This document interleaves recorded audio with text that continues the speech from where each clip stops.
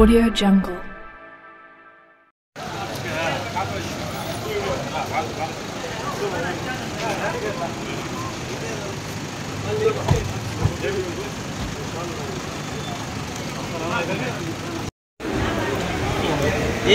आप उधर जाओ माँ पीछे जाओ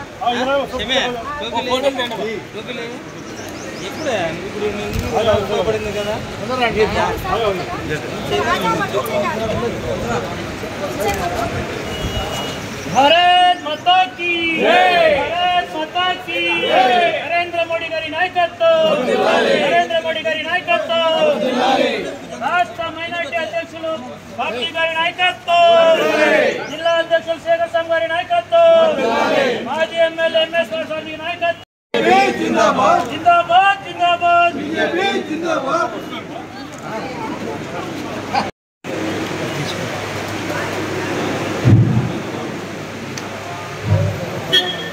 ఈరోజు భారతీయ జనతా పార్టీ పుట్టపర్తి జిల్లా వక్ఫ్ సవరణ చట్టం 2025 సమావేశానికి సభాధ్యక్షత వహిస్తున్న భారతీయ జనతా పార్టీ జిల్లా అధ్యక్షుడు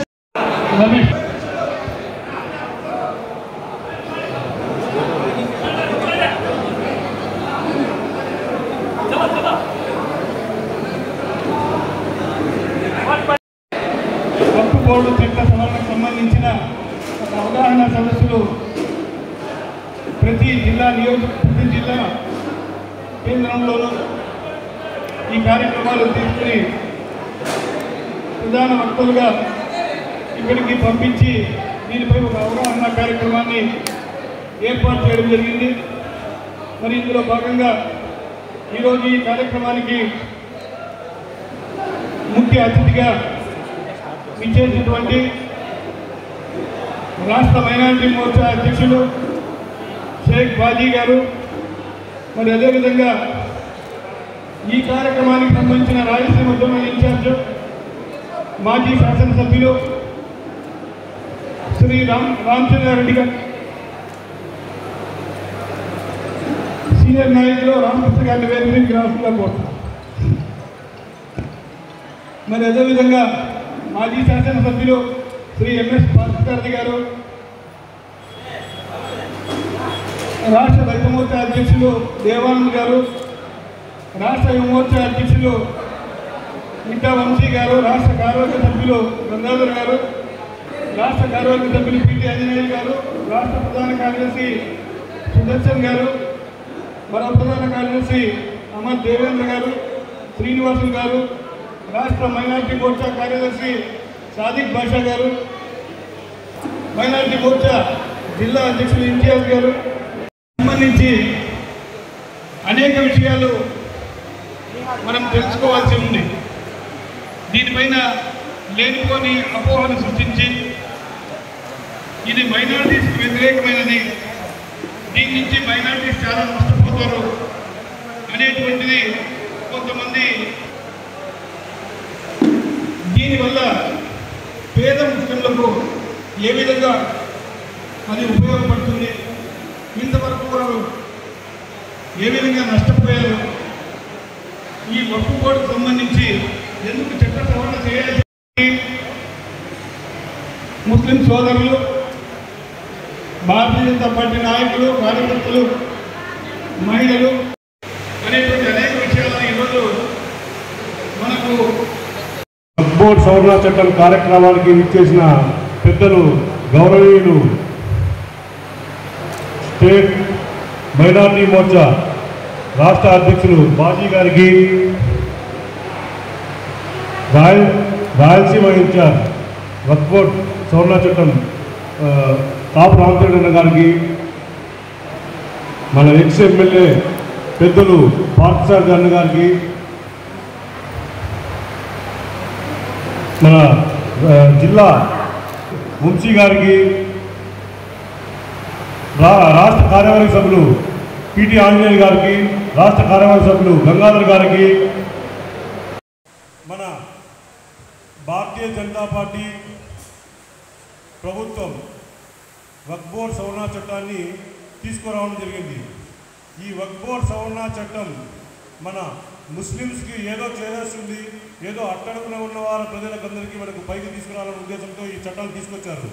కొంతమంది దీన్ని పూర్తిగా తెలుసుకోకుండా, దీని అవగాహన లేకుండా ఎవరెవరో ఏదో విషయాలు మాట్లాడుతున్నారు. మొత్తానికి మనకు ఈ వక్ఫ్ బోర్డ్ సవరణ చట్టం రావడం వల్ల అట్టడుగు ఉన్న ముస్లిం పేదలకి ఈ చట్టం ద్వారా మనకు మంచి చేకూరుతుందని తెలియజేస్తూ ఈ కార్యక్రమాన్ని మన పెద్దలు బాజీ గారు, పెద్దలు చాలామంది ఉన్నారు, వీరు దీని గురించి మాట్లాడి మీకు తెలియపరుస్తారు. ఈ కార్యక్రమం ఉద్దేశించి ప్రతి ఒక్కరూ మనకు ఇక్కడ ఏమన్నా అనుమానాలు ఉన్నా ఏమన్నా ఉన్నా మన వాళ్ళు అడిగి తెలుసుకోవచ్చు. ప్రతి ఏ విషయంలో కూడా ఈ మనము ఏమన్నా కార్యక్రమంకి వచ్చినా ఎవరన్నా మాట్లాడాలనుకుంటే అడిగి మనం తెలుసుకున్నాము. ఈ అవకాశం ఇచ్చిన పెద్దలందరికీ ధన్యవాదాలు.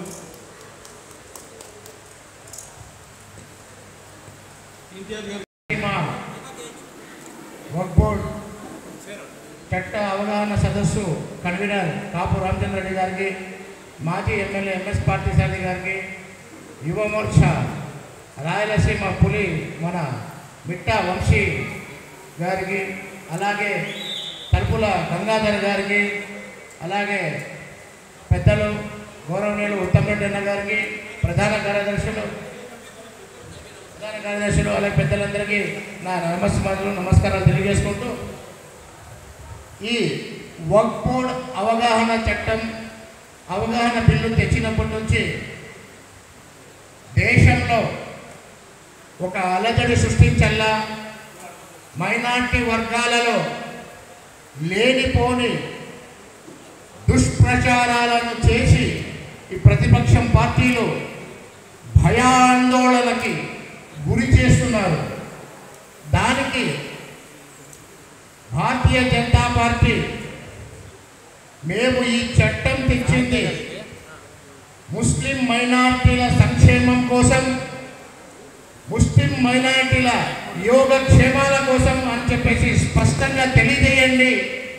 ఈ యొక్క అవగాహన సదస్సుల ద్వారా ప్రతి ఊరు, ప్రతి వాడ, ప్రతి గడపకు వెళ్ళి ప్రతి ఒక్కరికి ఈ చట్టం ద్వారా కలిగేటువంటి లాభాలను ముస్లిం సామాజిక వర్గంలో అవగాహన తెచ్చండి అని చెప్పేసి భారతీయ జనతా పార్టీ మమ్మల్ని అందరినీ ఆదేశించింది. ఒక్క విషయం నేను చెప్తున్నాను, ఈ ప్రతిపక్షాలకి ఈ బిల్లు పైన రాద్ధాంతం రచ్చ చేస్తున్నటువంటి మూర్ఖులకి ఒకటే తెలుసుకోవాలా, ఎన్ఆర్సీ తెచ్చినప్పుడు భారతీయ జనతా పార్టీ ఏమేమో చేస్తున్నారు, ముస్లిం మైనారిటీకి దేశం నుంచి పంపించేయడానికి ప్లాన్ చేస్తున్నారన్నారు. ట్రిపుల్ తలాక్ తెచ్చినప్పుడు లేనిపోని రాద్ధాంతాలు చేశారు. ట్రిపుల్ తలాక్తో ఎంతో మంది ముస్లిం మహిళలు ఈరోజు వారికి జీవనోపాధితో పాటు జీవన భద్రతను కల్పించింది బీజేపీ పార్టీ. అంతేకాదు, ఈ వక్ఫ్ బోర్డులో ఉన్నటువంటి మన దేశంలో మొత్తం 9.5 లక్షల ఎకరాలు భూమి మన దేశంలో వక్ఫ్ బోర్డుకు సంబంధించిన భూమి ఉంటే దానికి వార్షిక ఆదాయంగా దోచుకొని తిన్న వాళ్ళు దోచుకొని తినేసి మిగిలింది చూపిస్తూ ఉండేది. మనం ఇప్పుడున్నటువంటి సర్వే ప్రకారం చూస్తే 163 కోట్ల రూపాయలు చూపిస్తున్నారు. కానీ భారతీయ జనతా పార్టీ తెచ్చినటువంటి ఈ వక్ఫ్ చట్టం ద్వారా ఈ వక్ఫ్ ప్రాపర్టీలన్నింటినీ, వక్ఫ్ ఆస్తులన్నింటినీ ఒక విధంగా ఒక రూపకల్పన కల్పించి దాన్ని పూర్తిగా ఒక ఆకారం చేసి దానికి ఉపయోగంలోకి తెస్తే 16,000 కోట్ల రూపాయలు సంవత్సరానికి ఆదాయం వస్తుందని చెప్పేసి భారతీయ జనతా పార్టీ చెప్తా ఉంది.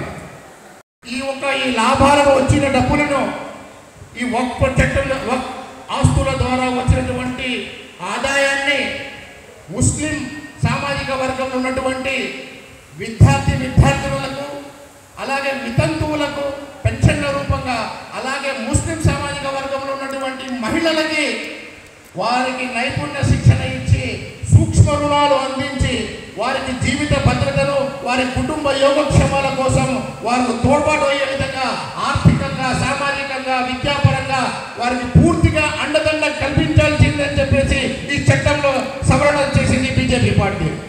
దీనివల్ల మనకి లాభం చేకూరుస్తా ఉందా? లేకుంటే బీజేపీ పార్టీకి లాభం చేకూరుస్తూ ఉందా? ముస్లింలకి కేవలం ముస్లింలకు లాభం చేకూర్చాలనే సదుద్దేశంతోనే ఈ చట్టంలో సవరణ చేశారు. ఈ చట్టం ద్వారా ఇప్పుడున్నటువంటి ఆస్తులను ఎవరైతే అనుభవిస్తున్నారో, దోచుకొని తింటున్నారో, కాంగ్రెస్ పార్టీ వాళ్ళు వక్ఫ్ భూములపైన ఎంత స్కాములు చేసిందో మీకు అందరికీ తెలుసు. ఆ స్కాములకందరికీ కట్టడి చేసి కొత్త స్కీములు ముస్లింల కోసం తెచ్చింది ఈ వక్ఫ్ చట్టం ద్వారా భారతీయ జనతా పార్టీ. అలాగే వక్ఫ్ వేరు, వక్ఫ్ బోర్డు వేరు అనేది ముఖ్యంగా తెలుసుకోవాల్సిన ముఖ్యమైన విషయం ఏమిటంటే, వక్ఫ్ వేరు, వక్ఫ్ బోర్డు వేరు. వక్ఫ్ అంటే ధార్మిక, ఆధ్యాత్మిక, మన సాంప్రదాయాలు, మన హదీసులు ఇవన్నీ వర్తిస్తాయి. వక్ఫ్ బోర్డు అంటే ఉన్నటువంటి వక్ఫ్ ఆస్తులను ఏ విధంగా ఉపయోగించాలా, ఆ ఆస్తులకు వచ్చినటువంటి లాభాన్ని అట్టడుగు స్థాయిలో ఉన్నటువంటి ముస్లిం నిరుపేదలకి అందించాల్సిన బాధ్యత వక్ఫ్ బోర్డుకు ఉంది. అది సక్రమంగా నిర్వర్తించడం లేదనే ఉద్దేశంతో బీజేపీ రాత్రి నిర్ణయం తీసుకుని బీజేపీ పార్టీ పెట్టలేదు. దీనిపై సుదీర్ఘంగా సమాలోచన చేసి, మదన చేసి, దీనిపైన లాభ నష్టాలను బేరీజు చేసుకొని దీనివల్ల ఎంతవరకు అయితే మేము ముస్లిం వర్గానికి మేము లాభం చేకూర్చగలమని చెప్పేసి సుశీలంగా పరిశీలించిన తర్వాతే బీజేపీ పార్టీ ఈ వక్ఫ్ చట్టాన్ని సవరణ చేసింది. దీని ద్వారా ఇప్పుడు ఈ ఆధ్యాత్మిక వక్ఫ్ ద్వారా వచ్చినటువంటి లాభాలను ముస్లింల సంక్షేమం కోసం పూర్తిగా ముస్లింల సంక్షేమం ఉపయోగించాలి. అంటే భారతీయ జనతా పార్టీ ఏం చెప్తా ఉంది? దేవుడు ఈ విశ్వమంతా వెళ్ళిపోయినా కానీ దేవుడు శాశ్వతంగా ఉంటాడు. అలాగే మీ ముస్లింలకు సంబంధించిన వక్ఫ్ ఆస్తి కూడా శాశ్వతంగా ఉండాలని చెప్పేసి బీజేపీ పార్టీ చట్ట సవరణ చేసింది. అంటే దేవుడు ఎంతవరకు అయితే ఉంటాడో అంతవరకు యుగాంతం వరకు మీ ఆస్తిని కాపాడే బాధ్యత బీజేపీ పార్టీని అని చెప్పేసి ఈరోజు చట్ట తద్వారా వచ్చేటువంటి లాభాలను అట్టడుగు ముస్లింల నుండి నిరుపేదలకు చెందాలని చెప్పేసి, వారికి సంక్షేమ ఫలాలు నేరుగా వాళ్ళకి చేరాలని చెప్పేసి ఈ యొక్క చట్ట సవరణ జరిగింది. కానీ ఈ కబ్జా చేసేవాళ్ళు, ఈ మోసగాళ్ళు, కుల రాజకీయాలు చేసేవాళ్ళు, శవాల పైన రాజకీయాలు చేసేవాళ్ళు భారతీయ జనతా పార్టీ పైన ఎందుకు బురద జరుగుతున్నారంటే, ఎప్పుడూ లేని విధంగా బీజేపీ ముస్లింలకి అత్యంత దగ్గరగా వెళ్ళిపోతా ఉంది. మా ఓటు బ్యాంకు చిల్లిపోతా ఉంది. ఇప్పుడు దేశమంతా ముస్లిం కలిసి బీజేపీ పార్టీకి ఓట్లు వేస్తుంటే ఎన్ఆర్సీ ద్వారా ఏమో అవుతుందంటే అందరికీ మేలు చేకూరింది. త్రిపుల్ తలాక్ ద్వారా మేము ఏదో లబ్ధి పొందాలంటే ప్రతిపక్షాలకు వీలు కాలేదు. అలాగే ఏదో అలజడి సృష్టించడం ద్వారా లాభం పొందాలని చెప్పేసి కుట్రలు చేయడానికి పాల్పడుతున్నారు. కానీ అది వాళ్ళ వల్ల కావడం లేదు. అందుకే భారతీయ పార్టీని చూసి ఓర్వలేక ముస్లింలంతా భారతీయ జనతా పార్టీకి దగ్గరైతున్నారని చూసి ఓర్వలేక ఈశాలతో బీజేపీ పార్టీపై బురదల్లే ప్రయత్నం ఈ మూర్ఖులు చేస్తున్నారు. నేను చెప్పేది ఒకటే, భారతీయ జనతా పార్టీ దేశ సంక్షేమం కోసం, దేశ ప్రగతి కోసం, దేశ ఖ్యాతి కోసం, దేశం సస్యశ్యామలుగా ఉండడానికి కోసమైనా పూనుకున్నటువంటి త్యాగాలని చిరునామా అయినటువంటి పార్టీ మన భారతీయ జనతా పార్టీ. అటువంటి పార్టీ వల్ల ప్రజలకి మేలు చేకూరుతుంది తప్ప ఎటువంటి హాని జరగదని చెప్పేసి ఈ సభాముఖంగా తెలియజేసుకుంటూ, ఈ అవకాశం ఇచ్చినటువంటి పెద్దలందరికీ శిరస్సు వంటి నమస్కారాలు తెలియజేసుకుంటూ, జై భారత్, జై హింద్. అవకాశం ఇచ్చిన వారు 2 నిమిషాలు, ఎందుకంటే ప్రధాన అంశాలు ఉన్నారు, అనేక విషయాలకు వారు తెలియజేస్తారు. 2 నిమిషాల సమయంలో క్లుప్తంగా దీనికి సంబంధించి మాట్లాడుతుందిగా అపోహలన్నీ, అంటే ఏదో జరిగిపోతుంది అనేటువంటి ఒక అంశాన్ని లేవనెత్తడం జరిగింది. వాస్తవంగా ఈ బిల్లు యొక్క ఉద్దేశం, కేంద్ర ప్రభుత్వం ఎందుకు తీసుకొచ్చిందనే ఉద్దేశానికి వెళ్తే, ముస్లిం సామాజిక వర్గంలో ఉన్నటువంటి పేద, బడుగు, బలహీన వర్గాల మేలు కోసం తీసుకురావడం జరిగింది బిల్లు. ఈ విషయం చెప్పకుండా, అసలు వక్ఫ్ అంటే ఏంటో తెలియకోకుండా, దానివల్ల ఈ చట్టం వల్ల మనకు ఏం నష్టము లాభము తెలియజెప్పకుండా కేవలము డైరెక్ట్గా మనకు ఏదో నష్టం జరుగుతుంది, దీన్నే దీన్నే తీసుకెళ్తున్నారు. అది తప్పు. అలా కాకుండా ఫస్ట్ చట్టం ఏంది, అంతకంటే ముందు వక్ఫ్ అంటే ఏంది. ఇక్కడ చాలా వరకు ముస్లిం మైనారిటీ సోదరులు ఉన్నారు, వాళ్ళని నేను ఒక్కటే అడుగుతున్నా, వక్ఫ్ అంటే ఏంటి అనేది పూర్తిగా ఎవరికైనా తెలుసా అండి? ఎంతమంది తెలుసు? ఒక్కసారి చేతులు ఎత్తారా? వక్ఫ్ అంటే ఏంటి? మహిళలు కూడా ఉన్నారు, ముస్లిం మైనారిటీ సోదరిమణులు. వక్ఫ్ అంటే ఏంటి తెలుసా ఎవరికైనా? తెలియదు. ఇక్కడ మనలో ఉన్న మనకే తెలియకపోతే ఇంకా పేద బలహీన వర్గాలు ఉన్నారు, అసలు వాళ్ళకు అక్షరం ముక్క రాదు, వాళ్ళకు మనం ఏం చెప్తే అదే పాపం, అంతకుమించి ఏమీ తెలియదు. అలాంటి వాళ్ళని తీసుకుపోయి మనము ఈ చట్టం మనకు చాలా నష్టం చేకూరుతుంది. మన మసీదులు, మన దర్గాలు, మన కబరస్థాన్లు, మన ఖాన్ఖాలు, మన లాస్ట్కు మన ఇల్లు ఆస్తులు కూడా దోచేసుకుంటారు అనేటువంటి దుర్మార్గమైనటువంటి ఈ యొక్క వాదన తీసుకపోతే పాపం నమ్మక ఏం చేస్తారండి వాళ్ళు? వాళ్ళ దగ్గర వేరే ఆప్షన్ ఉందా? లేదు. ఏమీ తెలియని వాళ్ళ దగ్గరికి పోయి అంత మూర్ఖంగా, అంత అనాలోచితంగా మనం ఏదైనా చెప్తే వాళ్ళు నమ్మేస్తారు పాపం. అలా నమ్మి ఈరోజు దేశవ్యాప్తంగా లక్షలాది మంది వక్ఫ్ బిల్లు రద్దు చేయాలంటారు పాపం వాళ్ళు. ఎందుకంటే వాళ్ళకి ఏం తెలియదు అసలు. ఈ విషయం మీద అవగాహన కల్పించడానికి ఇలాంటి కార్యక్రమాలు దేశవ్యాప్తంగా నిర్వహించడం జరుగుతూ ఉంది. కాబట్టి ఎవరు కూడా ఇంతకు ముందు కూడా మేము చాలా వరకు వీడియోలు పెట్టాము, సోషల్ మీడియాలో వైరల్ అవుతూ ఉన్నాయి. వాటిని కూడా మీరు ఒకసారి వీలైతే వినండి. ఇప్పుడు పెద్దలు చెప్పే విషయాలు కూడా వినండి. ఫస్ట్ వక్ఫ్ అనగానే మనకు ఎవరైతే పేద ముస్లిమ్స్ ఉన్నారో వారి సంక్షేమం కోసం కొంత ఆస్తిని దానం చేయడం. ఆ దానం చేసినటువంటి ఆస్తిని ఎవరు కూడా వారి స్వలాభం కోసం కాకుండా ఎవరు అమ్మడానికి వీల్లేదు, వారి సొంతానికి వాడుకోవడానికి వీల్లేదు. కేవలం దాన్ని సద్వినియోగం చేసుకుంటూ బడుగు బలహీన వర్గాలు, ఎవరైతే అట్టడుగున వర్గాలు ఉన్నారో ముస్లిం సమాజంలో, వారి యొక్క సంక్షేమం కోసం వాడాలి. అది వక్ఫ్ యొక్క ముఖ్య ఉద్దేశం. ఇప్పుడు అడుగుతున్నాను, చెప్పండి, ఎవరైనా కానీ ఇంతమంది ముస్లిం సోదరులు ఉన్నారు, సోదరీమణులు ఉన్నారు, ఇంతకాలంగా వక్ఫ్ బోర్డుకు సంబంధించి మనం ₹1 ఎక్కడైనా కూరిందా మనకు? చెప్పండి. ఎవరన్నా నేను వక్ఫ్ బోర్డు నుంచి ₹10 తీసుకున్నాను, లేదా ₹1 నేను లబ్ధి పొందినా అని ఎవరన్నా ఉంటే చెయ్యొద్దని దయచేసి. ఎవరిని భయపడాల్సిన అవసరం లేదు. పోనీ మేము తీసుకోలేదు ఇప్పటి నుంచి మైనార్టీ సోదరులు మాత్రమే దయచేసి ఇంకా ఉన్నారు, మీరు తీసుకున్నారా? మీరు లబ్ధి పొందినారా? మరి చెయ్యొద్దండి. పొందలేదు. ఇక్కడ ఎంతమంది ఉంటే అంతమంది కూడా ₹1 ఇంతవరకు వక్ఫ్ బోర్డు నుంచి వికసిత్ భారత్ ఏర్పడుతుంది అనే ఒక ఆకాంక్షతో తీసుకువచ్చినటువంటి బిల్ ఇది. బాగా గమనించండి. ఒక సమాజం ఉంది, లేదా ఒక ఏరియా ఉంటుంది. ఫర్ ఎగ్జాంపుల్ ఒక కాలనీ తీసుకోండి. ఆ కాలనీలో కేవలము దాదాపు 500 కుటుంబాలు ఉంటే ఆ 500 కుటుంబాలు 100 కుటుంబాలు మాత్రమే మంచిగా బతుకుతూ ఉంటారు. మిగతా 400 కుటుంబాలు పేదరికంలో ఉంటే ఆ కాలనీ డెవలప్ అయినట్ట, అభివృద్ధి చెందినట్టు కాదు. ఖచ్చితంగా 95% పైన అన్ని కుటుంబాలు అభివృద్ధిలోకి వస్తేనే ఆ ఏరియా, ఆ కాలనీ డెవలప్ అయినట్టు. అలానే 145 కోట్ల మందికి నివసిస్తున్నటువంటి ఈ భారతదేశంలో కేవలం ఒక ముస్లిం సామాజిక వర్గం మాత్రమే అట్టడుగున ఉండిపోయి మిగతా వర్గాలన్నీ పైకి వెళ్తున్నాయంటే ఆ దేశం అభివృద్ధి చెందుతుందా? చెందదు. ఆ యొక్క సదుద్దేశంతోనే కేంద్ర ప్రభుత్వము మనకు అవకాశాలు ఉన్నాయి, వనరులు ఉన్నాయి, కానీ దాన్ని సద్వినియోగం చేసుకోకపోవడంతో ముస్లిం సామాజిక వర్గం ఈరోజు అట్టడుగున వెళ్ళిపోయింది, పేదరికంలో మగ్గిపోతూ ఉంది అనే ఉద్దేశంతో మాత్రమే ఈ బిల్లు తీసుకురావడం జరిగింది. దీని మీద దయచేసి ఎవరు కూడా అపోహలకు పోవద్దండి. ఖచ్చితంగా ఇక మీద ఈ బిల్లు కనుక మనకు పాస్ అయిపోయి బయటకు వస్తే వక్ఫ్ బోర్డు నుంచి ఉన్న ఆస్తులు, భూములు ఏదైతే మనకు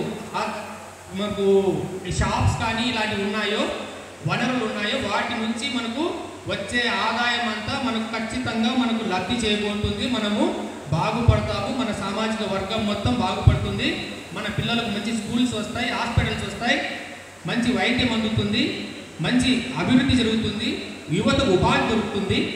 సో ఇలాంటి అవకాశాలన్నీ కూడా కంప్లీట్గా మనకు 100% మన ముస్లిం సామాజిక వర్గం అభివృద్ధి చెందడానికి తప్ప ఎక్కడా కూడా నష్టం జరగడానికి లేదు అనేటువంటి ఈ అంశాన్ని మీరు బాగా గుర్తుపెట్టుకోండి. ఒకవేళ ఎవరైనా మీ దగ్గరికి వచ్చి అయ్యా ఈ వక్ఫ్ బోర్డు వల్ల మనకు నష్టం జరుగుతోంది అని ఎవరైనా అంటే దయచేసి వాళ్ళని ఒక 5 నిమిషాలు కూర్చోబెట్టుకొని టీ ఇచ్చి మంచినీళ్ళు ఇచ్చి ఒక మజ్జిగ ఇచ్చి వాళ్ళని కూర్చోబెట్టుకొని అడగండి, అయ్యా ఎక్కడ నష్టం జరుగుతూ ఉంది, ఏ విధంగా నష్టం జరుగుతూ ఉంది, ఇంతవరకు ఎక్కడైనా నష్టం జరిగిందా మాకు, పోనీ దానివల్ల మాకు ఏమైనా లబ్ధి చేకూరిందా, ఇప్పుడు నష్టం జరుగుతుంది అంటున్నారు, ఏ రకంగా నష్టం జరుగుతుంది అని అడగండి వాళ్ళని. ఇది అడగకోకుండా ఆయన ఎవడో నేనే ఉన్నా, నేను వచ్చి అయ్యా మీకు మనకంటే నష్టం జరుగుతుందంటే పదాపని ఎగరేసుకుంటా పోతే ఎట్లనే ఉంటుంది. అట్లా కాదు, వాళ్ళని కూర్చోబెట్టి అడగండి ఎట్లా నష్టం జరుగుతుంది, ఎక్కడ నష్టం జరుగుతుంది, ఏ విధంగా నష్టం జరుగుతుంది. అది అడిగినప్పుడే మనకు ఖచ్చితంగా వాళ్ళు సమాధానం చెప్పలేక అరే వీళ్ళు వినేటట్టు లేరా, వీళ్ళు తెలుసుకున్నారు దాని గురించి అని అప్పుడు ఊరికైపోతారు. దయచేసి దాని గురించి ఖచ్చితంగా చదవండి. మనకు లేకపోతే ఇందాక పాంప్లెట్ ఇచ్చాము, మనకు చదువు రాకపోతే మన పిల్లల దగ్గర చదువుకున్న వాళ్ళ దగ్గర చదివించుకొని దానివల్ల నష్టం ఏంటి లాభం ఏంటి, మన భావితరాలకు ఏ విధంగా మనకు ఉపయోగపడుతుందనే విషయాన్ని మనము గమనించి తర్వాతనే వెళ్ళండి. అంతేగాని ఎవడో వచ్చి ఏదో చెప్తే దాన్ని మనం ఊరికనే గొరినాటుగా పోకూడదు అనేది నా ఉద్దేశం. దయచేసి నేను చెప్పిన దాంట్లో ఏదైనా తప్పులు ఉంటే, ఇంకా చాలా ఉంది, చాలా చెప్పాలనుకుంటున్నా, పెద్దలు చాలామంది ఉన్నారు వక్తలు, సమయాభావం వల్ల ఇంతతో ముగిస్తున్నాను. ధన్యవాదాలు. తక్కువ సమయం తీసుకోండి, కాన్స్టిట్యూన్సీలో మీదే సమయం. ఇప్పుడు భారతీయ జనతా పార్టీ సత్సాయి జిల్లా కార్యదర్శి ముంతాజమ్మ గారిని 2 నిమిషాలు మాట్లాడుతున్నారు. बोलो भारत माता के, बोलो भारत माता के, बोलो भारत माता के. ఏది మీద ఒక్కడుతో మనకి ముస్లిమ్స్ కానీ ఎవరికి కానీ వచ్చిన నష్టం అయితే ఏం లేదు.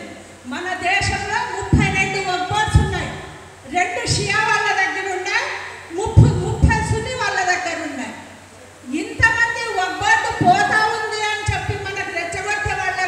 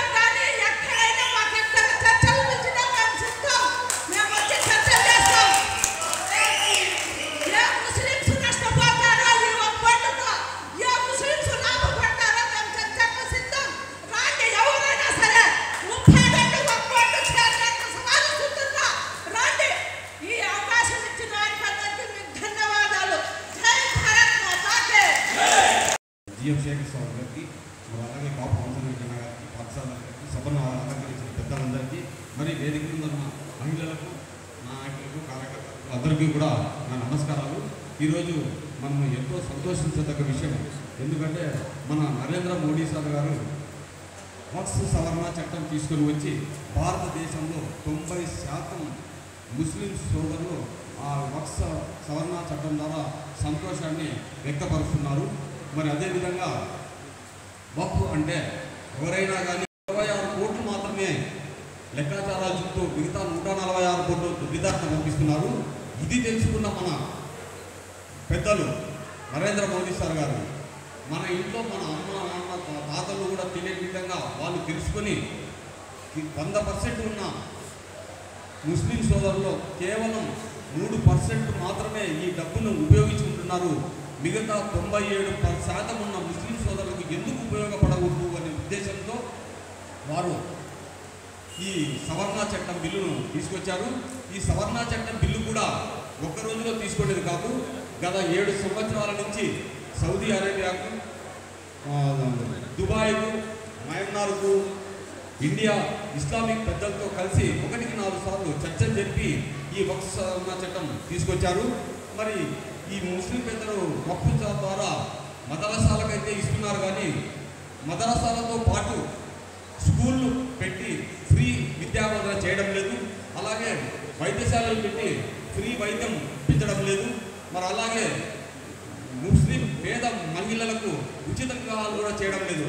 ఇవన్నీ చేయకుండా ఎవరైతే దాన్ని ఉపయోగించుకుంటారో వాళ్ళు మాత్రమే పెద్దలు అవుతున్నారని చెప్పేసి కనుక్కున్న మన పెద్దలు ఈ వక్ఫ్ సవరణ చట్టం తెచ్చారు. మరి వాళ్ళకు ఒకటే చెప్తున్నారు, ముస్లిమ్స్లో కూడా ఎంతోమంది చదువుకున్న వాళ్ళు ఉన్నారు, వాళ్ళు ఎందుకు పెద్దలు కావద్దని 1996లో మన ఏపీజే అబ్దుల్ కలాం గారు వారి పరిజ్ఞానాన్ని మెచ్చి ప్రొఫెసర్గా ఉన్న అతన్ని మన ఢిల్లీ బీజేపీ నాయకులు పిలుచుకొని వచ్చి ఆయనకి రాష్ట్రపతి పదవి ఇచ్చి తనలో ఉన్న పరిజ్ఞానాన్ని ఇండియాకు ఉపయోగపడుతుందనే ఉద్దేశంతో క్షిపణులు, మిజిల్స్ తయారు చేసుకొని ఆయనకు పెద్దపీట వేశారు. మరి అలాగే ఈ ముస్లిం సోదరులు కూడా సైంటిస్టులు కావచ్చు, ప్రొఫెసర్లు కావచ్చు, స్పోర్ట్స్ మెన్ కావచ్చు, ఇలాంటి వాళ్ళకు మనం చేయూతనిస్తే వీళ్ళందరూ పెద్ద స్థాయికి వెళ్తారనే ఆలోచన మన ముస్లిం సోదరులకు తట్టకపోయినా కూడా నరేంద్ర మోదీ సార్, అమిత్ షా సార్ వాళ్ళకి తగ్గింది కనుకనే ఈ వక్ఫ్ సవరణ చట్టం తీసుకొచ్చారని చెప్పేసి ఈ సందర్భంగా మీకు తెలుపుకుంటూ, మరి 3 ఏళ్ల కిందట 370 ఆర్టికల్ తెచ్చినప్పుడు కూడా ముస్లిం సోదరులు అయ్యో మాకేదో జరిగిపోతుంది అనుకున్నారు. కానీ రాను రాను వాళ్ళే తెచ్చుకొని మోదీ సార్ మనకు మంచి అచ్చా కామ్ కరా, మంచి పని చేశాడు, మనం ఎక్కడైనా పోయి వ్యాపారాలు చేసుకోవచ్చు అని చెప్పి వాళ్ళే అప్రిషియేట్ చేశారు. మరి అదేవిధంగా త్రిపుల్ తలాక్ చట్టం తీసుకొని వచ్చి ముస్లిం సోదరి మనల కళ్ళల్లో కన్నీళ్లు గుర్చి ఆనంద బాష్పాలు తెప్పించారు. ఇప్పుడు ఆ ముస్లిం మహిళలే ప్రెస్ రిపోర్ట్, ప్రెస్ మీటింగ్లు ఇచ్చి మోదీ సాబ్ హమ్కు అచ్చా కామ్ కరా, ఈ త్రిపుల్ తలాక్ వల్ల మాకు రాబోయే పిల్లలకు చాలా న్యాయం జరుగుతుంది. ఎందుకంటే ఇప్పుడు మగవాళ్ళేమో మాకు త్రిపుల్ తలాక్ ఇప్పించుకొని వాళ్ళు పెళ్లి చేసిన వాళ్ళ దారిని వాళ్ళు వెళ్తారు. మరి మేము 2-3 పిల్లలను పెట్టుకొని మా బతుకు ఇస్తరు చింపిన లాగా ఉంటుంది, మా బతుకు చాలా చండాలంగా ఉంటుంది. ఈ వక్ఫ్ సవరణ త్రిపుల్ తలాక్ ద్వారా మాకు మంచి లైఫ్ వస్తుందని వాళ్ళు కూడా అంటున్నారు. మరి అదేవిధంగా ఇప్పుడు వక్ఫ్ సవరణ చట్టం కూడా వచ్చింది కాబట్టి ఇది కూడా అలాగే ఖచ్చితంగా ముస్లిం సోదరులందరూ కూడా దీన్ని ఆమోదిస్తారని చెప్పేసి ఈ సందర్భంగా మీకు తెలుపుకుంటూ ఈ అవకాశం ఇచ్చినందుకు మీ అందరికీ ధన్యవాదాలు. భారత్ మాతాకి, భారత్ మాతాకి. వేదిక మీద ఉన్న పెద్దలందరికీ నా ధన్యవాదములు. ఈ అవకాశం ఇచ్చినందుకు పేరు పేరున మనస్ఫూర్తిగా ప్రతి ఒక్కరికి ధన్యవాదాలు తెలుపుకుంటున్నాను. మన 29 రాష్ట్రాల్లో కూడా ఎక్కడ చూసినా కూడా మైనారిటీ సోదరులకు ఏదైనా మంచి జరుగుతుందా? 29 రాష్ట్రాలు ఉన్నాయి మనకి. ఏ రాష్ట్రంలో కూడా బలగు బలహీనం కన్నా ఇంకా ఎక్కువ ఎన్నో ఇబ్బందులు, ఏదో ఒక పని చేస్తున్నామంటే అదొక మైనారిటీ. ఏదో ఒక సంబంధించి పంతులు షాపులు కావచ్చు, ఇక్కడ మనం బస్టాండ్ల దగ్గర ఫ్రూట్స్ కావచ్చు, ఏదన్నా మనం అమ్ముకుంటున్నాము, ఏదన్నా కష్టం చేస్తున్నామంటే అది ఒక మైనారిటీ సోదరులే కష్టం చేస్తున్నారు. 4 ఆదివారాల్లో లాస్ట్ ఆదివారం మంకీ బాబు వస్తారు. ప్రత్యేకంగా నరేంద్ర మోదీ గారు దాంట్లో ప్రత్యేకంగా మన మైనారిటీ గురించి దాని గురించి ఎంతో వివరంగా చెప్పినారంటే ప్రత్యేకంగా అది ఒక ఆదివారం నా వద్ద మనం కూర్చొని सबका साथ सबका विकास బీజేపీ పార్టీ అందరికి కూడా మంచి చేస్తుందా చెడు చేస్తుందా వేరే పార్టీలు అంటే వ్యక్తిగతంగా సొంత పార్టీలు బీజేపీ పార్టీనే వ్యక్తిగతంగా కులాలకు మతాలకు వ్యతిరేకంగా కాకుండా అంతా ఒకటే కుటుంబం అని చెప్పి ఒకటే జెండా అని చెప్పేసి బీజేపీ పార్టీని ఒక్కటేనే ఏది కూడా ముందుకు కలుపుకొని అందరూ కూడా బీజేపీ పార్టీతో దాని కూడా మనకి ఏదైనా మంచి జరగాలన్నా మన బిడ్డలకు చదువులు చదివించుకోవాలన్నా కూడా మన పైకి రావాలన్నా కూడా అది ఒక బీజేపీ పార్టీతోనే జరుగుతుంది వేరే సొంత పార్టీలతో అయితే జరగదు ఎందుకు ఈ విషయం చెప్తున్నానంటే ఎక్కడన్నా చూసుకున్నాం ఒక దేవస్థానం ఉంది దేవస్థానం సంబంధించి ఒక 2 ఎకరాలు కానీ 3 ఎకరాలు కానీ దేవ ఆస్తికి సంబంధించి దాన్ని దేవ నాణ్యం అని చెప్తాం ఆ నాణ్యం వల్ల ఆ ఊరు వాడ ఆ గుడికి సంబంధించి ప్రతి ఒక్క ట్రస్ట్ వల్ల ఆ గుడికి మంచి జరుగుతుంది ఎక్కడ చూసినా కూడా మనకి ఎన్ని గుళ్ళు ఉన్నాయో అన్ని మస్జిదులు ఉన్నాయి అన్ని మస్జిదుల ద్వారా చర్చిలు ఉన్నాయి ఎక్కడ చూసినా కూడా ఏ మస్జిదులో కూడా ఏ బలుగు బలహీన విద్యార్థి కానీ చదివించిన కాలాలు లేవు ఏ విద్యార్థులు ఇళ్ళకు పోయేసి ఏదైనా సమస్య ఉందని చెప్పి అడిగిన కమిటీలు కూడా లేవు వీళ్ళు ఇప్పుడు ఏమంటున్నారు వక్ఫ్ సంబంధించి బీజేపీకి వ్యతిరేకంగా వేలు పెట్టి చూపించడం అవసరం లేదు ఎందుకు అంటే వీళ్ళు ఇన్ని రోజులు దోచుకునిందంతా కూడా ఇప్పుడు బీజేపీ పార్టీ ద్వారా వక్ఫ్ బిల్ సంబంధించి మనము ఎక్కడ అడిగి నిలదీస్తామో అనే ఒక భయంతోనే వీళ్ళు ఇప్పుడు భయపడి పెద్దలంతా మనకంతా రెచ్చగొడుతున్నారు ఎందుకు రెచ్చగొడుతున్నారు ఇప్పుడు మన మత పెద్దలు ఉన్నారు ఇప్పుడు ఏదన్నా కానీ మనకు చర్చకు సంబంధించి కావచ్చు గుళ్ళకు సంబంధించి కావచ్చు మసీదులకు సంబంధించి కావచ్చు ఎవరికైనా కూడా ఏదో ఒక మనం పోయి ఊరు కమిటీ ఉంటుంది పెద్దలకు పోయి మనం చెప్పుకుంటాం మనకి ఇలా పలానా రోజు ఉంది పలానా ముహూర్తం పెట్టుకుంటామని మన మసీదు పోయి అడుగుతాం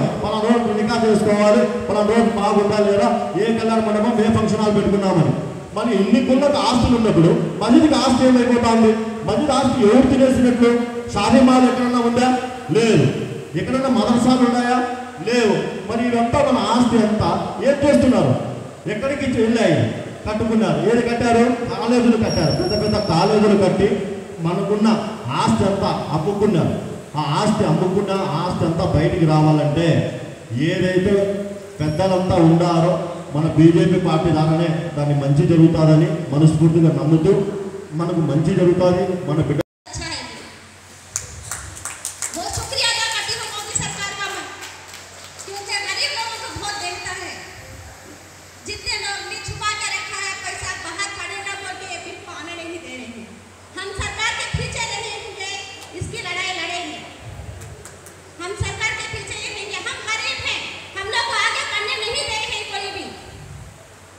जब मेरे आदमी की हालत खराब थी जो मैं सब लोगों की मदद मांगी एक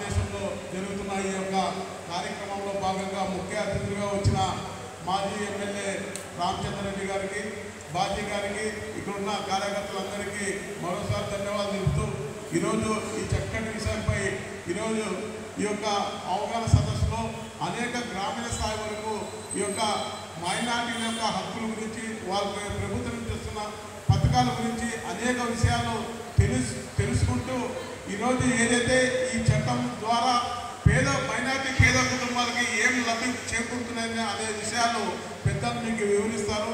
ఎందుకంటే 75 ఏళ్ళుగా ఈ యొక్క మైనార్టీలు ఎవరైతే ముఖ్యంగా ముస్లిమ్స్ ఈరోజు దారుణానికి గురవుతున్నారో, ఎక్కడా కూడా ఎదుగు బదులు లేని పిల్లలు మన మైనార్టీ ముస్లిమ్స్ పిల్లల్లో చదువు లేక, సంధ్య లేక, ఇల్లు లేక, భూమి లేక ఈరోజు ఎక్కడ ఎదుగు బదులు లేని కుటుంబాలు, లక్షలాది కుటుంబాలు ఈరోజు ఈ ప్రాంతంలో కాదు దేశవ్యాప్తంగా కనిపిస్తాయి.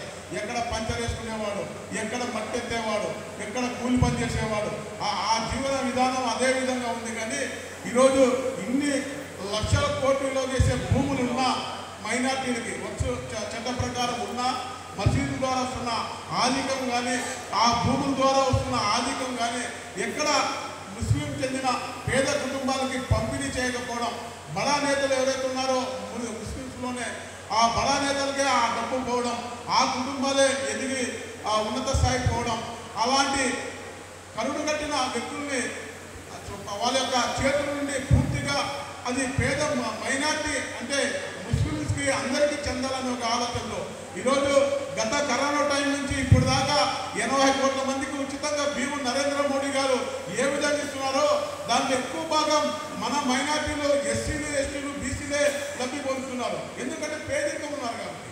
అదేవిధంగా అనేక సంక్షేమ పథకాలు, ఉదాహరణకి ఏదైనా డాక్టరా గ్రూప్లో గతంలో 2 లక్షలు ఇచ్చేవాళ్ళు గ్రూప్కి, ఇప్పుడు 20 లక్షలు వస్తున్నాయి ఒక్కొక్క గ్రూప్కి.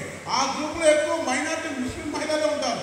అంటే వీళ్ళు ఆర్థికంగా ఎదగాలని, విశ్లేషణ కుటుంబాలు ఏవైతే ఉంటాయో పేదరికంలో, ఆ కుటుంబాల ద్వారా ఎదగాలని చెప్పి ఒక ఆలోచనతో నరేంద్ర మోడీ గారు దేశవ్యాప్తంగా ఈరోజు మంచి సవరణ చేసి ఈరోజు ప్రతి ఒక్క పేద కుటుంబాలు, మైనార్టీల్లో ఉండే పేద కుటుంబాలకి ఈ ఆస్తి అందరికీ చెందాలని ఒక ఆలోచన చేస్తే ఈరోజు కమ్యూనిస్టులు కానీ, కాంగ్రెస్ కానీ మతన్వాదాలు ఈరోజు బురద చల్లి ఈరోజు నరేంద్ర మోడీ మీదనో లేదంటే భారతీయ జనతా పార్టీ మీదనో ఏదైతే ఈ ఆలోచనగా చెడ్డగా ప్రచారం చేస్తున్నారో వాళ్ళకి ఇక్కడ వేదిక మీద ముంతాజు, హసీనా లాంటి వాళ్ళే ఉదాహరణ.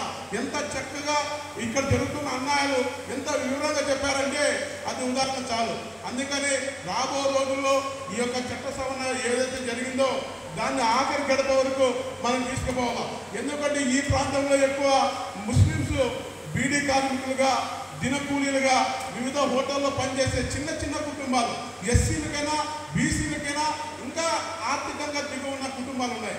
కాబట్టి వాళ్ళలో మనం చైతన్యం తీసుకురాగలిగితే ప్రభుత్వాలు ఇచ్చే సంక్షేమ పథకాలు, ఎన్డీఏ ప్రభుత్వంలో ఇచ్చే సంక్షేమ పథకాలు ప్రతి ఒక్కరూ అందే విధంగా వాళ్ళ ఆర్థిక మూలాలు పెరిగే విధంగా ఈ ఆలోచనలో మీరు భాగస్వాములు అయితే వాళ్ళ యొక్క కుటుంబాలు కూడా పెరుగుతాయని చెప్పి ఈ యొక్క ఆలోచన, ఈ అవగాహన సదస్సు, దాంతో ఈ యొక్క కార్యక్రమానికి ఎంతో చాకచక్యంగా వాళ్ళ యొక్క తెలిసిన విషయాలను కూడా మీ దృష్టికి తీసుకురావడం జరిగింది. ఈ యొక్క అవకాశం ఇచ్చిన దానికి ధన్యవాదాలు. విషయాలు మన దగ్గర పంచుకోవడం జరిగింది. రాష్ట్ర యువ మోర్చా అధ్యక్షులు ఇంత వంశీకృష్ణ గారిని మాట్లాడుతున్నాము. మాతాకి వందే వందే. ఈరోజు వక్ఫ్ బోర్డ్ అమెండ్మెంట్కి సంబంధించిన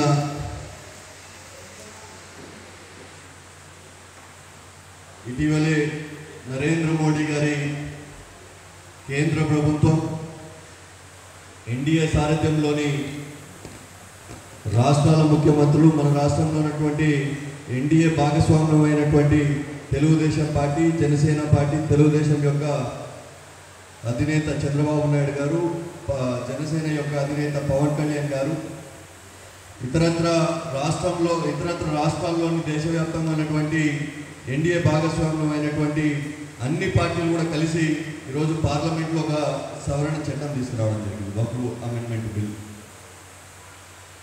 దీని గురించి చాలామంది సమాజంలో నరేంద్ర మోడీ అంటే గిట్టని వారు. దేశం అభివృద్ధి చెందుతుందంటే పడని వారు. భారతదేశం అంటే ఈరోజు ప్రపంచవ్యాప్తంగా ఒక గొప్ప దేశంగా ఎదుగుతుంటే చూసి ఓర్వలేని కడుపు మంటతో ఉన్నట్టు కొద్దిమంది. ఇక్కడ ఉన్నటువంటి అన్ని మతాలకు సంబంధించిన ప్రజలు, అన్ని కులాలకు సంబంధించిన ప్రజలు ఈ దేశంలో అన్నదమ్ముల్లాగా ఉంటే చూసి వాళ్ళ ఓట్లకి ఎక్కడైతే గండి పడుతుందని చెప్పి కొద్దిమంది మాత్రమే ఏదైతే ఈ వక్ఫ్ అమెండ్మెంట్ బిల్లుకి సంబంధించి అవాకులు చెవాకులు ఆరోపణలు నరేంద్ర మోడీ గారు మొత్తం మన భూములన్నీ తీసేసుకుంటున్నారని ఏదైతే వాళ్ళన్నీ కూడా చేస్తున్న ఆరోపణలకి ఒకసారి మన మైనార్టీ సోదరులకి ఇతరత్ర సోదరులందరికీ కూడా అవగాహన కల్పించాలనే ఉద్దేశంతోనే నరేంద్ర మోడీ గారి సారథ్యంలోని భారతీయ జనతా పార్టీ దేశవ్యాప్తంగా ఇట్లాంటి అవగాహన సదస్సులు నిర్వహించుకుంటోంది. ఆ అవగాహన సదస్సులో భాగంగానే ఇక్కడ సత్యసాయి జిల్లాలో ఈరోజు మనం ఈ సమావేశం గదిలో కూడా నిర్వహించుకోవడం జరుగుతుంది. నేను ఒకటి చెప్పి ముగించాలనుకుంటాము. ఎందుకంటే స్పీచ్లు చాలా మంది ఇస్తారు. హసీనా అక్క గారు, ముంతాజ్ అక్క గారు, చాలా మంది కూడా అవగాహన అంటే ఎట్లా ఉండాలి, వక్ఫ్కు సంబంధించి ఏదైతే మనలో ఉన్నటువంటి అవగాహన లేదో ఆ అవగాహన తెచ్చేందుకు వాళ్ళందరూ కూడా కృషి చేశారు. కాబట్టి పెద్ద స్పీచ్లు నేను వాళ్ళలాగా ఇవ్వదలుచుకోవాలి. వాళ్ళందరూ కూడా చెప్పారు కాబట్టి ఒక చిన్న విషయం చెప్పి నేను ముగిస్తాను. ఎక్కడో దేశంలో ఏం జరుగుతుంది అనేది పక్కన పెడితే మన కదిరిలోనే చూస్తే వక్ఫ్కు సంబంధించి ఇన్ని రోజులు ఇప్పుడు వక్ఫ్ అమెండ్మెంట్ బిల్లు తీసుకొని రాలేదు కదా. కొద్దిమంది ఎవరైతే వక్ఫ్కి కదిరిలో అవినీతిగా కదిరిలో వ్యతిరేకంగా మాట్లాడుతున్నారో నరేంద్ర మోడీ గారు తీసుకొచ్చిన ఈ బిల్లుకి వాళ్ళందరికీ నేను సూటిగా ఒకటి ప్రశ్న వేయదలుచుకున్నాను. ఈరోజు పుటాగుల దగ్గర వక్ఫ్కు సంబంధించిన భూములు ఉన్నాయి. కదిరిలో ఉన్నటువంటి ఎన్పి గుంటలో కానీ, గాండ్లపేటలో కానీ, తనకల్లో కానీ, ఇతర మండలాల్లో కొన్ని చోట్ల కదిరి టౌన్లో కూడా వక్ఫ్కు సంబంధించిన కొన్ని భూములు ఉన్నాయి.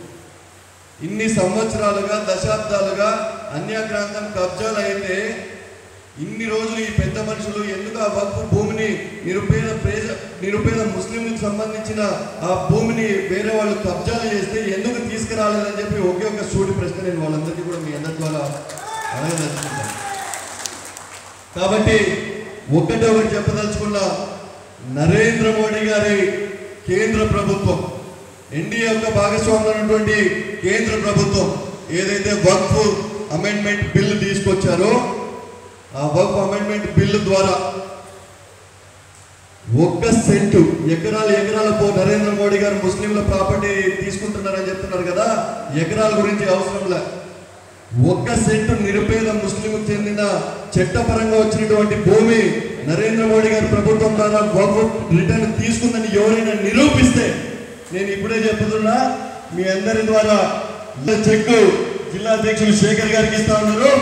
ఎవరైనా కానీ అట్లాంటివి ఉంటే ఆ ఆరోపణలే నిరూపించి ఈ చెక్ కూడా తీసుకొని ఒక్క ముస్లిం సోదరుడికి ఏదైనా 1 సెంటు భూమి నరేంద్ర మోడీ గారి ప్రభుత్వం తీసుకున్నారని చెప్పి నిరూపించగలిగితే ఆ ₹1,00,000 కూడా తీసుకోవచ్చని చెప్పి భారతీయ జనతా పార్టీ తరఫున, భారతీయ జనతా యువ మోర్చా తరఫున బహిరంగంగా సవాల్ విసురుతూ సెలవు తీసుకుంటున్నా.